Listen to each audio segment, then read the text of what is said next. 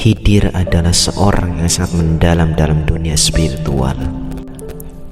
Semua ungkapannya selalu mengisyaratkan makna hakikat.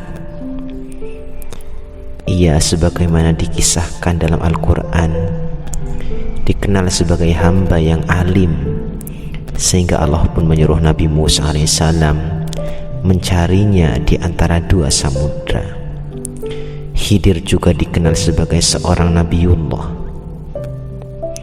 Biasanya dalam pengalaman spiritual yang ditempuh oleh orang-orang yang menapaki jalan terjal dan pendakian menuju kepadanya, terlebih yang ditempuh para kaum sufi, kebanyakan dijumpai oleh Nabi Khidir. Setidaknya itu sebagai pertanda bahwa spiritual orang tersebut telah menunjukkan kedalaman atau kesungguhannya. Abu Bakar Al-Katani, yang nama aslinya Abu Bakar Muhammad bin Ali bin Ja'far Al-Katani, adalah seorang pejalan spiritual yang pernah bertemu pula dengan Nabi Khidir. Suatu hari, pemuda kelahiran Baghdad itu sedang melewati gerbang Batu Syaibah di Mekah. Tiba-tiba ada seorang tua yang wajahnya cerah dan berseri-seri dengan mengenakan jubah yang anggun menghampiri dirinya. Abu Bakar yang sedang berdiri tegak kemudian menundukkan kepalanya untuk menghormati kedatangan orang asing yang berada di depannya. Setelah saling mengucapkan salam, orang tua itu berkata, "Mengapakah engkau tidak pergi ke makom Ibrahim? Seorang guru besar telah datang dan ia sedang menyampaikan hadis-hadis yang mulia. Marilah kita ke sana untuk mendengarkan kata-katanya."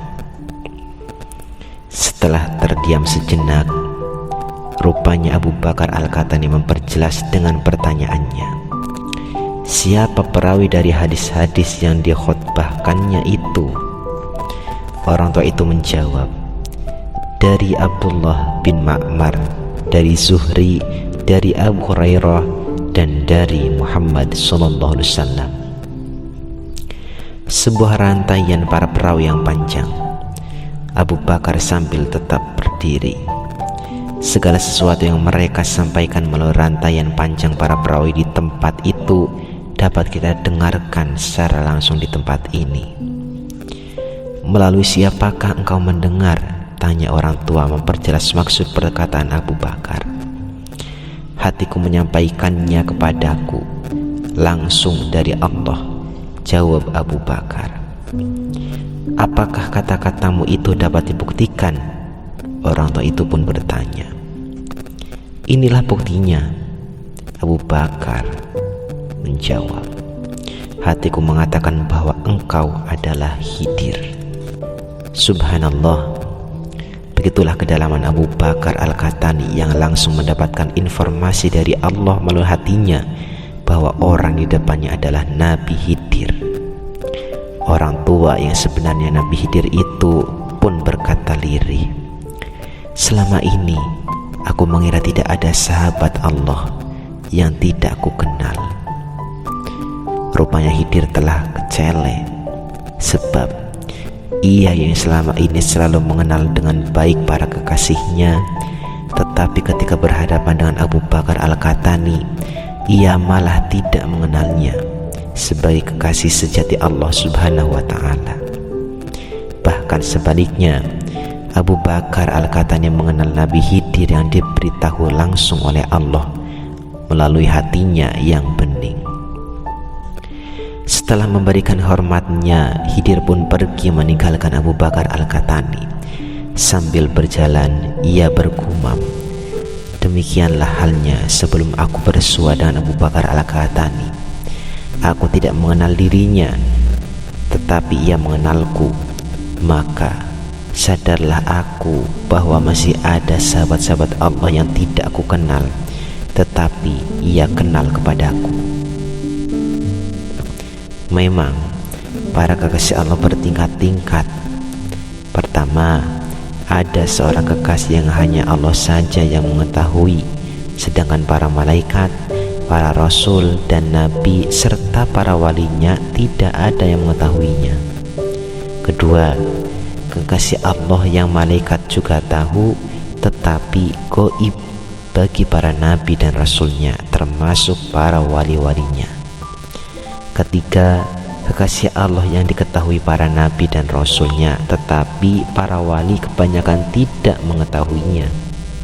Keempat, kekasih yang diketahui oleh kekasih Allah lainnya yang sekelas, sedangkan wali-wali di bawahnya tidak mengetahuinya.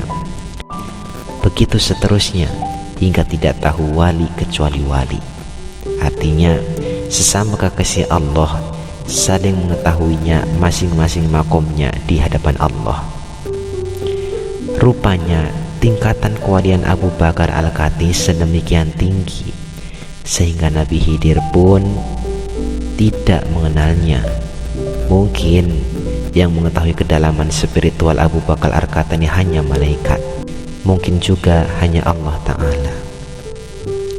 Abu Bakar Al-Katani memang bukanlah seorang yang bertipe suka tertawa, hura-hura, dan bermewah-mewahan, melainkan seorang yang suka menyendiri dan tidak banyak bicara. Ia tergolong orang yang suka merenungkan segala sesuatu dengan sangat mendalam. Pada saat mudanya, ia pernah bermimpi bertemu dengan seorang remaja yang berwajah sangat tampan. Kemudian Abu Bakar bertanya, "Siapakah kamu ini?" "Kesolihan," jawabnya. "Di manakah tempatmu?" tanya Abu Bakar. "Di dalam hati orang-orang yang berduka." Tidak lama kemudian remaja tampan itu menghilang. Setelah itu muncul seorang perempuan hitam yang sangat mengerikan. "Siapakah kamu ini?" tanya Abu Bakar. Gelak tawa, sukaria, dan foya-foya, jawab perempuan itu. "Di manakah tempatmu?" tanya Abu Bakar lagi. "Di dalam hati orang-orang yang berbuat sesuka hati mereka dan orang-orang yang bersenang-senang." Setelah berkata begitu, perempuan itu pun sirna. Ketika Abu Bakar terbangun, ia bertekad bahwa seumur hidupnya tidak akan tertawa kecuali apabila sudah tidak kuasa menahannya. Sebenarnya cita-cita Abu Bakar Al-Katani sejak masa remajanya sangat sederhana saja. Ia sangat menginginkan napak tilas perjalanan baginda Rasulullah SAW di tanah suci Mekah. Oleh karenanya, ia selalu bercita-cita untuk menunaikan ibadah haji sebagai aplikasi rukun Islam yang kelima. Ketika masih remaja, Abu Bakar Al-Katani sempat ngotot akan pergi menunaikan ibadah haji. Setelah memohon izin kepada ibunya, ia pun berangkat ke tanah suci dengan meninggalkan ibunya yang sebatang kara di rumahnya. Maka berangkatlah Abu Bakar Al-Katani ke Mekah dengan hati berbunga-bunga, sebab itulah yang ia cita-citakan selama ini. Dalam perjalanannya dari Baghdad ke Mekah, Abu Bakar menyusuri lautan padang pasir seorang diri. Tiba-tiba terlihatlah olehnya mayat seseorang di padang pasir itu sambil tersenyum. Tentu saja Abu Bakar terheran melihat adegan ganjil seperti itu. "Hei, mengapa kamu dapat tersenyum sedangkan kamu sudah mati?"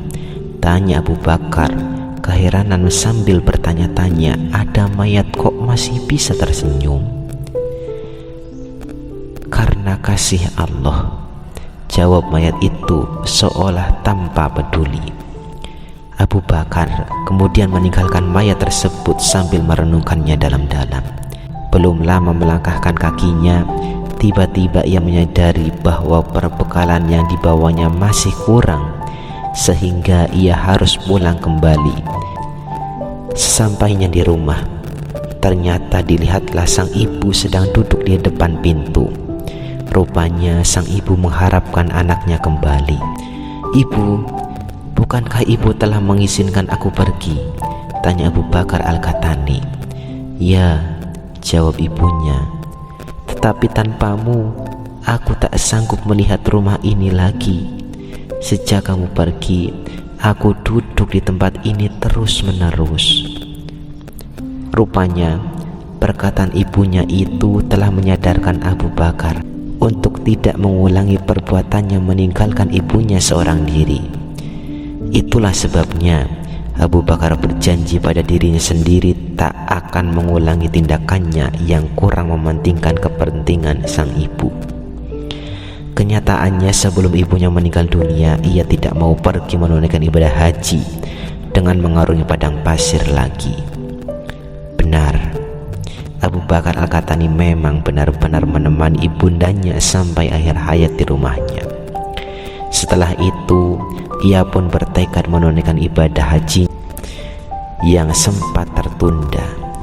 Sesuai dengan yang telah direncanakan, Abu Bakar Al-Qahtani pun berangkat ke Mekah.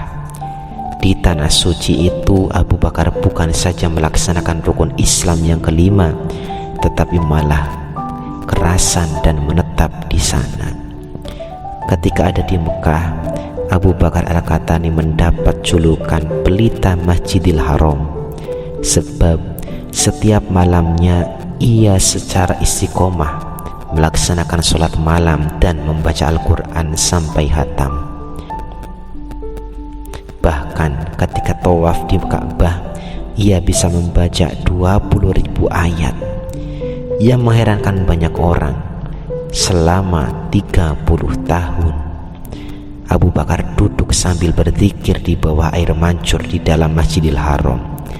Itulah keperkasaan Abu Bakar Al-Qahtani yang tahan tidak tidur sepanjang malam dan bersuci. Hanya sekali dalam sehari semalam karena selalu menjaga kesucian. Diriwayatkan ia menetap di sana hingga wafatnya pada tahun 322 Hijriah atau 934 Masehi